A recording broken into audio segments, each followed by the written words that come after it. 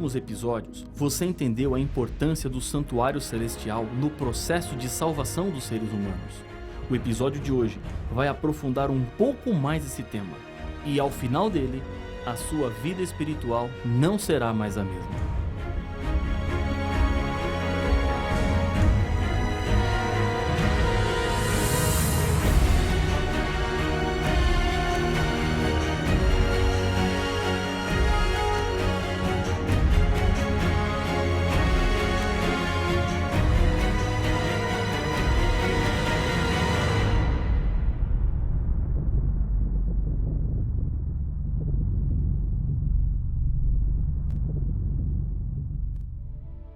Calcula-se que o bigode de um homem tenha por volta de 2.500 fios.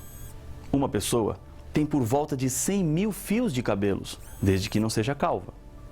Os loiros têm cerca de 140.000 fios, enquanto que os morenos têm 109.000. E talvez você esteja se perguntando, quem é que parou para ficar contando os fios de cabelo? Isso parece tão insignificante, mas para Deus não é. Jesus nos disse: não se vendem 5 pardais por 2 asses? Entretanto, nenhum deles está em esquecimento diante de Deus. Até os cabelos da vossa cabeça estão todos contados. Não temais. Bem mais valeis do que muitos pardais. Lucas capítulo 12, versos 6 e 7. Deus tem um interesse muito especial em você. Deus conhece tudo sobre a sua vida. Ele sabe onde você mora, o nome dos seus filhos, onde você trabalha, todos os seus problemas. Se Deus sabe até quantos fios de cabelo você tem, você acha que Ele não se importa com você? As profecias que estão escritas na Bíblia são provas desse amor e interesse de Deus. Ele quer salvar o seu povo e não nos deixou nesse mundo sem termos placas, sinais que indicam e mostram o caminho seguro pelo qual devemos andar. Vamos voltar para o santuário celestial.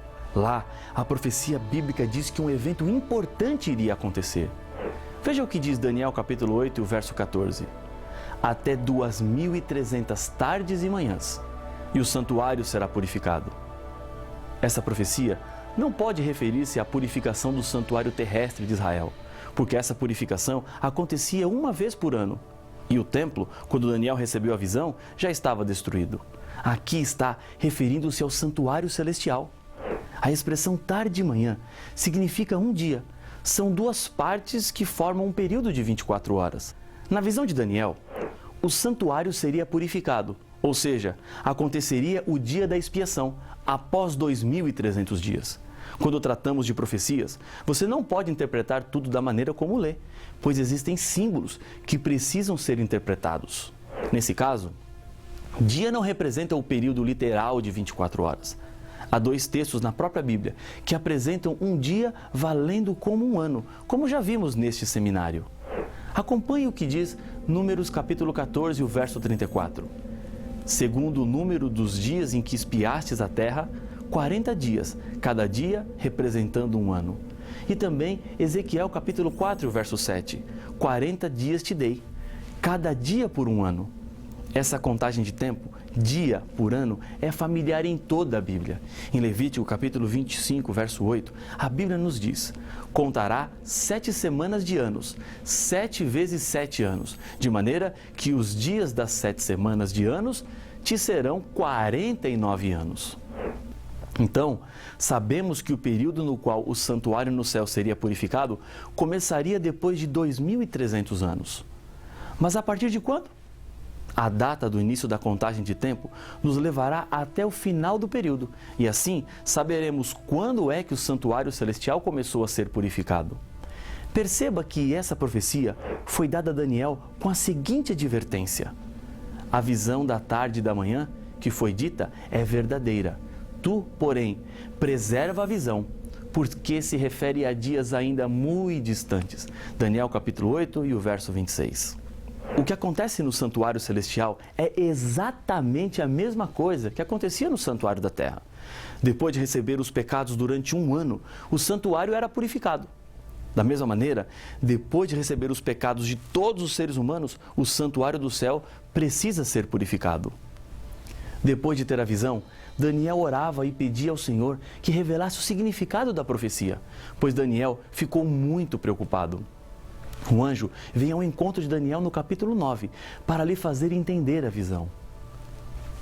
Com isso, o próprio livro de Daniel esclarece esse mistério. Daniel, capítulo 9, verso 25 é a chave. Sabe e entende. Desde a saída da ordem para restaurar e para edificar Jerusalém, até o ungido ao príncipe, 7 semanas e 62 semanas. As praças e as circunvalações se reedificarão, mas em tempos angustiosos. Nesse texto estão contidos todos os dados que precisamos para entender claramente o significado da profecia. A ordem para restaurar Jerusalém é o ponto de partida para as 7 semanas e depois 62. A história registra o momento quando foi dado o decreto para a restauração de Jerusalém, que havia sido destruída por causa da invasão de Babilônia, que começou no ano 605 a.C. No livro de Esdras, no capítulo 7, dos versos 11 a 26, está documentado o decreto do rei Artaxerxes da Pérsia, que ocorreu no ano 457 a.C. Esse é, então, o início do período profético, 7 semanas para a reconstrução de Jerusalém, ou seja, 49 dias, que correspondem a 49 anos. Começando em 457 a.C., 49 anos depois, chegamos no ano 408 a.C., quando Jerusalém já estava reconstruída. Isso significa que a profecia acertou. Somando mais 62 semanas às primeiras 7 semanas, temos 69 semanas. Isso dá um total de 69 semanas, que em linguagem profética equivaleria a 483 dias, portanto 483 anos. O que nos leva para o ano 27 depois de Cristo, data em que Jesus Cristo foi batizado e iniciou seu ministério de 3 anos e meio. A profecia cumpriu-se com exatidão neste ponto também. As 69 semanas fazem parte de um conjunto com 70 semanas, como afirma Daniel, capítulo 9, o verso 24. 70 semanas estão determinadas sobre o teu povo e sobre a tua santa cidade, para fazer cessar a transgressão, para dar fim aos pecados, para expiar a iniquidade, para fazer a justiça eterna, para selar a visão e a profecia e para ungir os santos dos santos. As 69 semanas começam com o batismo de Jesus e somando mais 7 anos, chegaremos ao ano 34 depois de Cristo, data em que terminaria o tempo especialmente separado para os judeus, isto é, o período de 70 semanas. O texto de Daniel 9:27 nos fala sobre a última semana, dizendo: Ele fará firme aliança com muitos, por 1 semana. Na metade da semana fará cessar o sacrifício e a oferta de manjares. Na metade da semana, Jesus Cristo morreria e não seria mais necessário o sacrifício de animais. Ou seja, 3 anos e meio depois do batismo, Jesus morreria. A história registra que exatamente na Páscoa do ano 31 depois de Cristo, depois de 3 anos e meio do seu batismo, Jesus morreu. Em outras palavras, a profecia registrou com exatidão a data do ministério de Jesus aqui na Terra. Quando Deus faz profecias, Ele não fala de suposições, mas sim de fatos. Deus conhece o passado, o presente e o futuro. Não há nada que Ele não saiba e que não possa fazer. A história caminha pelas palmas das mãos de Deus. Ele tem tudo sob o seu controle e, por isso, pode também saber o que será melhor para a sua vida. Para que isso aconteça, basta você permitir a Ele assumir o controle e você será a pessoa mais feliz do mundo. Depois do ano 34 depois de Cristo, era chegado o momento que a pregação seria voltada aos não-judeus. A contagem de tempo dos 2.300 anos, que começou em 457 a.C. e chega até 1844, quando começaria o juízo investigativo. Isto é algo surpreendente e de solene significado. A humanidade não pode continuar vivendo sem saber que o juízo divino já começou. Esse não é um assunto do futuro, mas do nosso presente.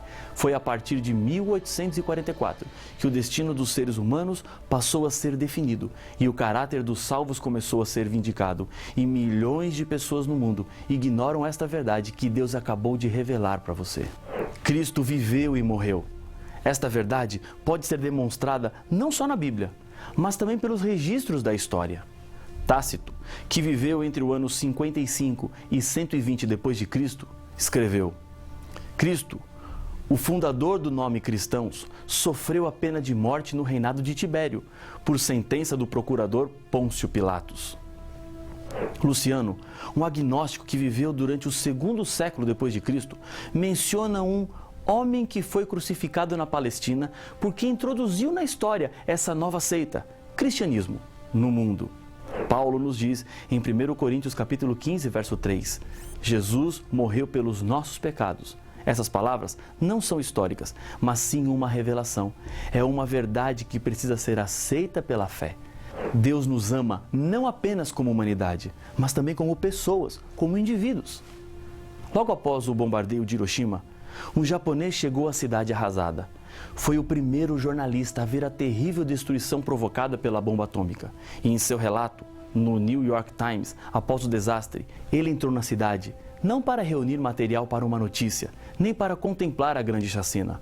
Foi principalmente em busca de uma única pessoa que amava, sua própria mãe. Seu interesse não era geral, mas particular. Em busca de um ser amado, você e eu, tal qual o quadro de Cristo quando veio ao mundo. Foi uma missão muito pessoal e temos que assim considerá-la. Não basta dizer, Cristo veio ao mundo para salvar os pecadores, mas sim dizer, Cristo veio ao mundo para me salvar. Essa profecia nos dá duas garantias. Primeira garantia, Jesus Cristo nos salva. Segunda garantia, o restante da profecia também é verdadeiro. A validade do santuário terrestre acabou com a morte de Jesus na cruz. No momento da sua morte, a Bíblia diz, e Jesus, clamando outra vez com grande voz, entregou o Espírito. Eis que o véu do santuário se rasgou em duas partes, de alto a baixo. Tremeu a terra, fenderam-se as rochas. Mateus capítulo 27, versos 50 e 51. Esse templo foi destruído no ano 70 depois de Cristo. Não havia mais razão para continuar existindo na terra. Ele era apenas um símbolo do que acontece no santuário celestial, desde que Jesus retornou para o céu. Em Hebreus, capítulo 9, verso 23, a Bíblia fala sobre o ministério de Jesus no céu após a sua morte, que é no santuário. Porque Cristo não entrou em santuário feito por mãos, figura do verdadeiro, porém no mesmo céu, para comparecer agora por nós diante de Deus. O santuário terrestre tinha os seus serviços todos os dias no lugar santo. Apenas uma vez por ano, o Santíssimo recebia o sumo sacerdote, quando acontecia a purificação do santuário. Jesus ministrou no lugar santo até 1844. A partir daí, Jesus entrou no lugar santíssimo para concluir a sua obra de perdão e condenação. Essa profecia nem sempre foi completamente compreendida pelos seres humanos. Daniel foi informado de que nem tudo seria compreensível. Tu, porém, Daniel, encerra as palavras e sela o livro até ao tempo do fim. Muitos o esquadrinharão e o saber se multiplicará. Daniel capítulo 12 e o verso 4. O saber que Daniel aqui fala é com relação à profecia. Foi apenas próximo ao ano em que começaria o juízo investigativo no céu que estudiosos da Bíblia descobriram a data. Mas devido às tradições que tinham na época, acharam que a purificação do santuário era a volta de Jesus. Em 1844, aconteceu um desapontamento desses cristãos que entenderam o período da profecia, mas não o evento certo. O mais surpreendente é descobrir no Apocalipse uma profecia que revela que Deus permitiu o desapontamento, pois ele tinha um objetivo muito especial. No capítulo 10 de Apocalipse, a profecia é apresentada a João. Então, o anjo que vi em pé sobre o mar e sobre a terra levantou a mão direita para o céu e jurou por aquele que vive pelos séculos dos séculos, o mesmo que criou o céu, a terra, o mar e tudo quanto neles existe. Já não haverá demora, mas nos dias da voz do sétimo anjo, quando ele estiver para tocar a trombeta, cumprir-se-á então o mistério de Deus, segundo ele anunciou aos seus servos, os profetas. A voz que ouvi, vinda do céu, estava de novo falando comigo e dizendo: vai e toma o livro que se acha aberto na mão do anjo em pé sobre o mar e sobre a terra. Fui, pois, ao anjo, dizendo-lhe que me desse o livrinho. Ele então me falou: toma-o, devora-o. certamente ele será amargo ao teu estômago, mas na tua boca doce como mel. Apocalipse capítulo 10, versos 5 a 9. A ideia de que Jesus voltaria em 1844 foi doce como mel. Mas quando o dia acabou e Jesus não voltou, foi muito amarga. Isso não aconteceu por falta da revelação. A Bíblia apresenta Jesus não como sacerdote do santuário da terra, mas do santuário celestial, onde ele faria a purificação. Esse não foi o primeiro desapontamento que o povo de Deus passou. Houve outro maior, o desapontamento da cruz. Embora Jesus tivesse dito aos seus discípulos que ele morreria, eles não entenderam porque esperavam que Jesus se manifestasse com o poder que ele disse que só manifestará na sua segunda vinda. Na hora da crucifixão, os discípulos experimentaram um amargo desapontamento que os desanimou a princípio, mas depois eles entenderam exatamente o que representava a sua morte. A decepção está registrada na Bíblia para que o povo de Deus pudesse reconfirmar a sua fé. Após o desapontamento, uma missão é dada para todos que permaneceram fiéis após 1844. Em Apocalipse capítulo 10, verso 11, a Bíblia diz: Então me disseram, é necessário que ainda profetizes a respeito de muitos povos, nações, línguas e reis.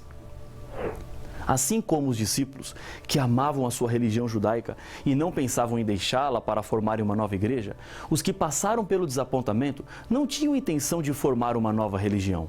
A questão crucial aconteceu quando foram à Bíblia em busca de respostas ao desapontamento e descobriram muitas verdades bíblicas que as suas igrejas não obedeciam e existiam erros introduzidos na igreja desde a época da Idade Média. Assim, não poderiam pregar o Evangelho eterno de maneira pura e completa. Deus usou então o mesmo método. Primeiro, permitiu que experimentassem o desapontamento. Segundo, assim foram expulsos de suas congregações e, ao se encontrarem do lado de fora, algo os uniu: buscar na Bíblia a luz para a compreensão da verdade. Terceiro, redescobriram as verdades lançadas por terra. Quarto, assim estariam em condições de pregar a todo mundo e ainda hoje pregam em obediência à ordem do Mestre. E a mensagem a ser pregada está no Apocalipse. Vi outro anjo voando pelo meio do céu, tendo um evangelho eterno para pregar aos que se assentam sobre a terra e a cada nação, e tribo, e língua, e povo, dizendo em grande voz: temei a Deus e dai-lhe glória, pois é chegada a hora do seu juízo, e adorai aquele que fez o céu, e a terra, e o mar, e as fontes das águas. Seguiu-se outro anjo, o segundo, dizendo: caiu a grande Babilônia, que tem dado a beber a todas as nações do vinho da fúria da sua prostituição. Seguiu-se a estes outro anjo, o terceiro, dizendo em grande voz: se alguém adora a besta e a sua imagem, e recebe a sua marca na fronte ou sobre a mão, também esse beberá do vinho da cólera de Deus, preparado sem mistura, do cálice da sua ira, e será atormentado com fogo e enxofre, diante dos santos anjos e na presença do Cordeiro. A fumaça do seu tormento sobe pelos séculos dos séculos e não tem descanso algum, nem de dia nem de noite. Os adoradores da besta e da sua imagem e quem quer que receba a marca do seu nome. Aqui está a perseverança dos santos, os que guardam os mandamentos de Deus e a fé em Jesus. Apocalipse capítulo 14, versos 6 a 12. Essa é a história da Igreja Adventista do Sétimo Dia, que surgiu exatamente cronometrada com a hora profética. Ela passou pelo desapontamento de Apocalipse 10 e hoje prega a restauração de todas as verdades bíblicas. O povo fiel de Jesus está se levantando nesse mundo para lhe mostrar essas grandes verdades. Estamos vivendo nos momentos de juízo. Cada um terá que dar contas dos seus pecados, mas você pode hoje contar com o perdão e a restauração que vem de Deus. Neste momento, você tem que tomar uma decisão muito importante. Eu quero lhe convidar a fazer parte do povo de Deus, o povo fiel, também chamado na Bíblia de remanescente. Faça parte deste povo. Procure a igreja adventista mais próxima da sua casa. Entenda a história deste povo, a história desta igreja. Há algo muito especial para você. Por isso, eu quero fazer uma oração com você. Feche os seus olhos, aí onde você está, e vamos orar. Senhor, as tuas verdades foram estampadas diante dos nossos olhos e uma decisão precisa ser tomada. Neste momento, eu lhe peço que com teu Espírito o Senhor toque nesses corações que oram comigo, abrindo os nossos olhos e nos conduzindo à salvação. Fica conosco, em nome de Jesus. Amém.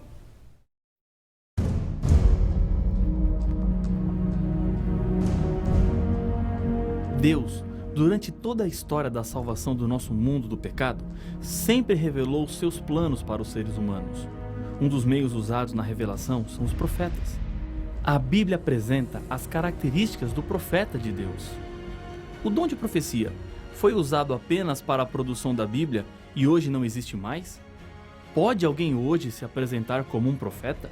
A resposta está no próximo episódio de Apocalipse, o fim revelado.